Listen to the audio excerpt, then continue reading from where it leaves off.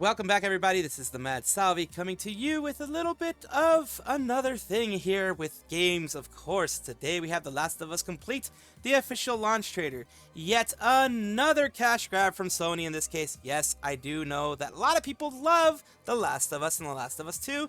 I played the original. I saw people play The Last of Us 2. Thought The Last of Us 2 was very meh. Last of Us, the one I played it on PC, it was actually pretty good. I did like it, but this is becoming another Skyrim thing with Bethesda. It's becoming basically you're putting it all different coats of paint, and it's not good. Let's take a look.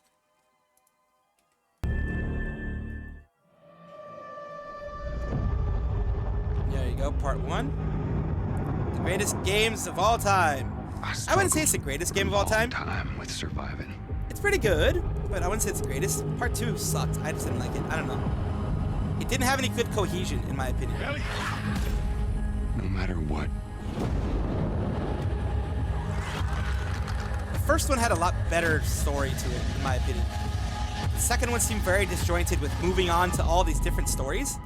You keep finding something to fight for. These games are literature. Oh, and let's see one thing right here. They fixed it, because it used to say the great assist. It used to say the great assist, but now it says the greatest. Okay. Blunt force impact? Okay. I think these people really huffed the farts of freaking Last of Us, the original. It was good. It was not one of the best games of all time. It was basically a movie in game form. So I do see that part, but it wasn't the best. Can't stop this.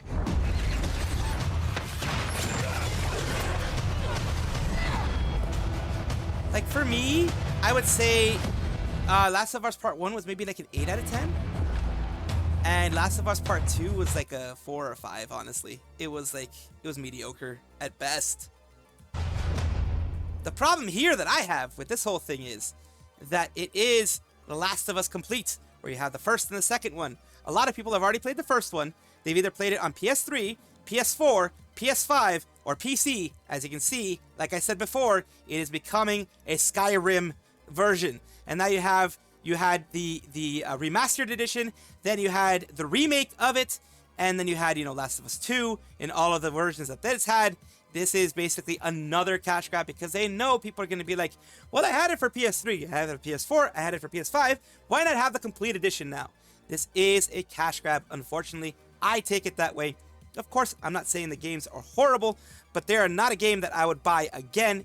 Even if I've already played it in PS3 or whatever, I would not buy it again. This is literally, Last of Us, for me, has been a one and done game. I played it once, never played it again. I don't want to play any of the New Game Plus stuff. I don't want to play any of that other extra stuff. It was a one and done game. It is not a repeatable game for me. It is not one of those for me. It could be that for you, and of course, I respect that if it's for you. But personally, for me, it was never a repeat game for me. Last of Us 2 was not even a game that I would touch. Like I said, the stories were very disjointed. They were moving too much back and forth. It really didn't make too much sense. It really seemed odd to me, the whole thing. And it seemed like they were trying to push a certain narrative going on there. And I don't like it when games try to get a little bit political, a little bit, narrative pushing beyond the narrative of the game itself. I don't like that. So that's why I liked 1 and not so much 2. But if you want to see it, if you want to play it, if you want to go and get it, that is your prerogative. Of course, I will not say anything against that. People enjoy games. There are a lot of games that I enjoy that people don't like. But this one, for me, is a pass. And with that, of course, I tell you guys to have a wonderful day for yourselves. Have a wonderful time. Enjoy everything that you do every day. And of course, I will see you guys next time. See you later. Bye-bye.